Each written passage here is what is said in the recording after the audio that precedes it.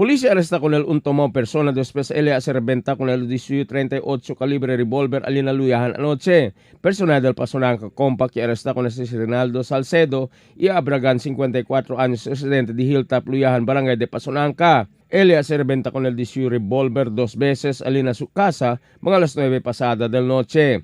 Él habla, ya hace él reventa con el 18 revólver que no él puede hacer venta del año nuevo. Gusto na lang ako kay New Year, wala ko nagpabuto. Tingnan ako akong bala. Hindi pa mabuto. Wala may claimant na itabo.